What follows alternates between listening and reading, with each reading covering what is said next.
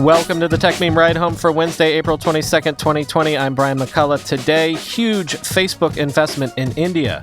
Tech earnings season is back, and this promises to be a humdinger for all the reasons you can imagine.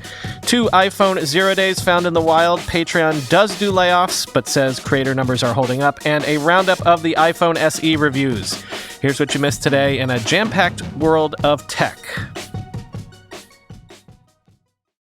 Facebook has made a pretty big move out of the clear blue sky, investing $5.7 billion for a 9.99% stake in Jio. Who or what is Jio? Jio is the subsidiary of India's most valuable company, Reliance Industries. Jio is specifically a subsidiary that is an Indian telecom brand providing wireless and other services to around 388 million customers. So this is a big deal for a bunch of reasons we're about to get into, but let's start with the fact that this is Facebook's second largest ever outside investment, following from its $22 billion acquisition of WhatsApp back in 2014. And actually, WhatsApp might be key to what's coming. Quote, "We're making a financial investment, and more than that, we're committing to work together on some major projects that will open up commerce opportunities for people across India," Facebook CEO Mark Zuckerberg said in a post on his personal Facebook page. Yes, what could Facebook do in India with a partner who has access to that many millions of consumers, quoting TechCrunch. One possible collaboration could be, said David Fisher, Chief Revenue Officer at Facebook, and Ajit Mohan, VP and Managing Director of Facebook India, bringing together JioMart, an e-commerce business that is a joint venture between Jio and Reliance Retail, which is India's largest retail chain, with WhatsApp, which counts India as its biggest market with more than 400 million users. It's also the most popular smartphone app in India. We can enable people to connect with businesses, shop, and ultimately purchase products in a seamless mobile experience, they said. Reliance Jio, which began its commercial operation in the second half of 2016, upended the local Indian telecom market by offering bulk 4G data and voice calls for 6 months to users at no charge. The telco kickstarted a price war that forced local network providers Vodafone and Airtel to revise their data plans and mobile tariffs. However, they struggled to match the offerings of Jio, which has become the top telecom operator in the country. Reaching Jio's users might interest Facebook, which attempted and failed to expand its free internet initiative, Free Basics, in India. The company has since expanded Express Wi-Fi to India, though its potential and scale remains comparatively small, end quote. Yeah, you think Facebook might be interested in all of those Indian consumers? The New York Times also speculates that the Jio investment might pave the way for Facebook to connect WhatsApp to JioMart. Quote, "India is a large market for Facebook. More than 400 million people across the country use WhatsApp, its global messaging service, while more than 300 million people use the company's core social network, Facebook. Facebook has historically not made as much money from each user in Asia as it does elsewhere, but the company hinted that the new partnership could change that. WhatsApp has worked for years to build tools for small businesses and has dabbled in payment systems, while Facebook has also invested in creating digital storefronts for entrepreneurs to sell goods and services online." Nikhil Pahwa, however, in Media Nama, says that Facebook's deal with Jio is unlikely to make a dent in India's mobile payments market, where Google Pay, PhonePe, and Paytm have emerged as the big winners. Quote, "Reliance Jio was always looking at a vertical integration play, with content, payments, and commerce a key part of its offering to consumers alongside connectivity. It doesn't appear as if content and payments have worked for Jio when compared to the likes of Google Pay, PhonePe, and Paytm in payments, or with Hotstar and Amazon Prime in content. Commerce is a big part of Reliance's plans, and Mukesh Ambani made a strong pitch for e-commerce on Jio. Both Facebook and Reliance need commerce to work for them. With this deal, they've chosen to cooperate rather than compete with each other and combine forces against these other established players. I wouldn't be surprised if a large part of this funding will be deployed in onboarding merchants for JioMart and acquiring customers for WhatsApp Pay. Will this partnership work? I would be surprised if it makes a dent. JioMart is not the core business for Reliance Jio. They're going to need someone entrepreneurial and attention from the top, like they had for Reliance Jio, for JioMart to scale and feed WhatsApp Pay with transactions, end quote.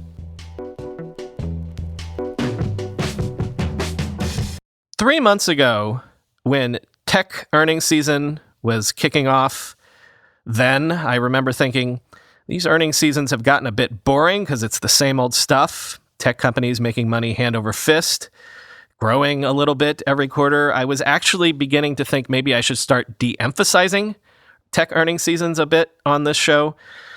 But now, of course, everything has changed, and we're about to start the most break out the popcorn earnings season that we've had in tech since probably this podcast began. Netflix kicked things off last night by reporting Q1 revenue of $5.77 billion, up 27.6% year over year. That came in slightly above analyst estimates, but the big number was when Netflix reported net subscriber additions of 15.77 million paid subscribers, up 22.8% year over year. Netflix now has 182 million global accounts, which is just insane. Quoting CNBC, Netflix says it expects 7.5 million global paid subscriber additions in Q2, but warned the number was mostly guesswork, since it can't know when stay-at-home orders around the world will be lifted. It expects lower net subscriber additions in the third quarter as more economies open, and because its third quarter last year included new seasons of popular series Stranger Things and Money Heist, which won't be on the docket that quarter. Quote, "We don't use the words guess and guesswork lightly," CEO Reed Hastings said on the company's earnings interview. "We use them because it's a bunch of us feeling the wind and it's hard to say. But again, will internet entertainment be more and more important over the next 5 years? Nothing's changed in that," end quote. The company said shows and films it expected to release in the second quarter are still on track to release as planned, since their filming had already completed. Netflix said it would have additional cash on hand as production dates are on pause, and that it would make up for some of the losses of content with licenses of films and TV series, end quote. And I found this quote from Reed Hastings interesting. He's talking about Disney here and the launch of Disney Plus. Quote, "Over 20 years of watching different businesses, different incumbents like Blockbuster and Walmart and all those companies, I've never seen such a good execution of the incumbent learning the new way and mastering it. And then to have them achieve over 50 million subscribers in 6 months, it's stunning. So to see both the execution and the numbers line up, my hat's off to them," end quote.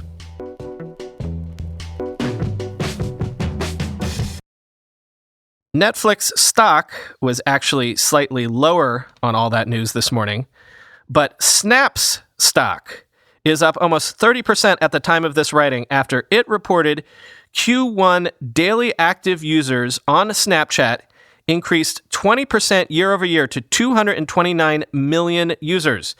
Revenue increased 44% year over year to $462 million, and time spent watching Discover content rose more than 35%. That's what is known in the business as knocking the cover off the ball. Let's go with CNBC again. Quote, "It all comes as social platforms and media businesses have reported big increases in viewership and engagement, but have still seen advertisers pulling out or decreasing spend. Twitter, for instance, pulled its first quarter guidance in March, citing an impact to ad spend despite a jump in user engagement. But Snap might be a special case. The company appears to rely more on deep-pocketed, larger advertisers instead of a smattering of millions of small businesses that advertise on other social networks like Facebook and Google, and may also rely less on the sectors like travel, whose ad spend has been hard hit. As those types of companies pull back on advertising to weather the coronavirus pandemic, Snap has the advantage of keeping growing thanks to its cohort of advertisers that are in a better position to keep spending. Lightshed analysts noted in a note Tuesday that Snap appears to be, quote, far better positioned than its peers to withstand the challenges ahead, end quote. They said the platform likely has, quote, maybe a couple 100,000 small business advertisers versus the more than 8 million at Facebook and Instagram. It also has less exposure to travel and leisure categories compared with Google and Facebook, they wrote. Analysts argued the platform is also less tied to marquee events and brand buys that are a core focus at platforms such as Twitter, end quote. So is Snap oddly in the best position for the current corona moment among the so-called big social platforms? Samir Singh tweeted, quote, notable that this happened before the full impact of the pandemic was felt. In Q2, engagement should take off even more, although ad spending will take a hit as well, end quote.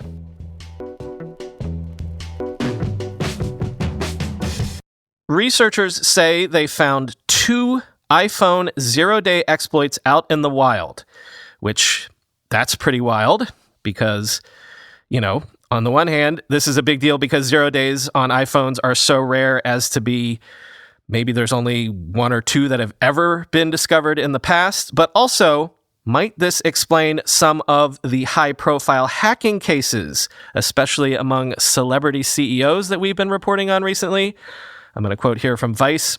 These vulnerabilities, ZecOps researchers wrote in a report they published on Wednesday, are widely exploited in the wild in targeted attacks by an advanced threat operator or operators to target VIPs, executive management across multiple industries, individuals from Fortune 2000 companies, as well as smaller organizations such as MSSPs, end quote. One of the 2 vulnerabilities, according to Abraham, is what's known as a remote zero-click. This kind of attack is dangerous because it can be used by an attacker against anyone on the internet, and the target gets infected without any interaction, hence the zero-click definition, end quote. So yeah, you know which sort of celebrity attacks I'm thinking of here. But also, it's worth noting, Apple says it's on top of this and will have a patch in an upcoming update to iOS. So when an update happens maybe this week or next, definitely jump on that and install it right away.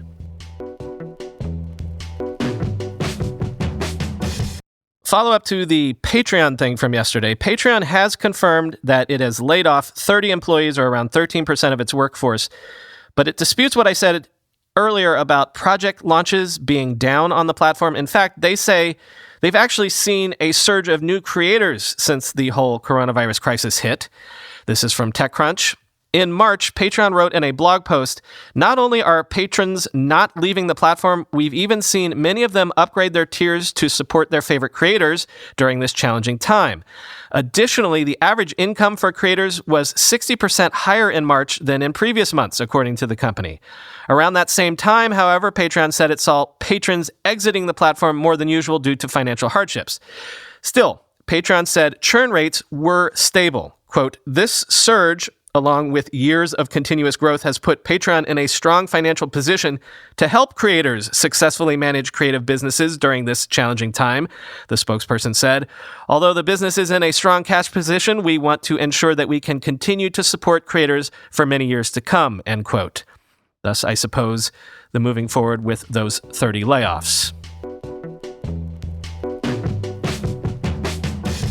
Finally today, the iPhone SE 2020 edition reviews are out. Quick summary, good battery life, decent camera if you're in decent light. And yes, the design is old, but for that price, this is a pretty insane deal for what is generally near top-of-the-line hardware. I'm going to go with 3 reviews for our traditional quick whip around, and I'm going to start with Dieter at The Verge, who's usually my go-to for these sorts of things. He says the new SE is a strong case against ever paying $1,000 for a smartphone ever again. He gave the SE an 8.5 out of 10, saying, quote, the iPhone SE shines a bright, clarifying light on the entire smartphone industry, putting even Apple's own top-end phones in sharp relief. What are you paying for when you spend $800 or even $1,000 or more for a phone? The list turns out to be more about niceties than necessities.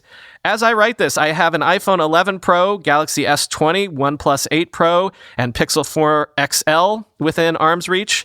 Each has a multi-camera system, an advanced biometric identification system, and a big, nearly bezel-less OLED display. In the case of the Android phones, they also have high refresh rate screens that make everything look radically smoother. Is all of that worth the cost? Sure, for a lot of people. Is any of it necessary, though? Other than low-light photography, there's virtually nothing that I do on those $1,000 phones that I can't do equally well on the iPhone SE. It is fast, capable, reliable, and familiar. I'd miss those advanced features and more expansive displays, but not as much as you might think, end quote. Here's Joanna Stern in the Journal. There were a few things I missed about my iPhone 11 during my week of testing. Performance wasn't among them, though. Powered by the same A13 Bionic processor, the SE was just as snappy to launch apps and handle games. Scrolling through long documents, fine, you got me, scrolling through Instagram was very smooth. Some seem deeply angered about the large size of the new SE. Indeed, the new iPhone SE feels huge after holding the original iPhone SE with the 4-inch screen. But hold the new SE after holding a 6.1-inch iPhone 11, and it feels teeny tiny. It's all relative. The Touch ID fingerprint sensor is in its usual spot inside the home button. However, if you're coming from an original iPhone SE, iPhone 6S, or earlier, you'll note that the button no longer presses down. Instead, you feel a little bump of feedback when you press it. The nicest thing about Touch ID, unlike Face ID on the new iPhones, it works when you have a mask on. Very handy for using Apple Pay at the drugstore, end quote. And finally, here's Lauren Good in Wired. Quote, I'm here to tell you that you don't need the most expensive iPhone. You don't need the most expensive iPad either. We've already covered that. If Apple's new iPhone SE proves anything, it's that you can get an excellent mid-range iPhone, one with the processor power of a top-of-the-line smartphone, for $400. Sure, the iPhone SE is not as advanced as flagship phones. Its drawbacks are obvious right away. The display isn't as brilliant. Its camera isn't as remarkable. The phone's battery sputters by the end of the day, but it's still a good iPhone. And for a lot of people, that means it's good enough, end quote.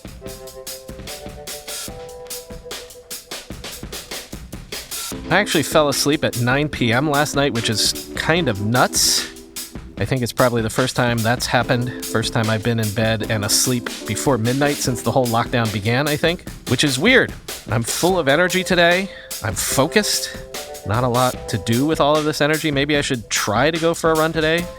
I've got the masks to make that happen, so let's see if I can make it happen. Talk to y'all tomorrow.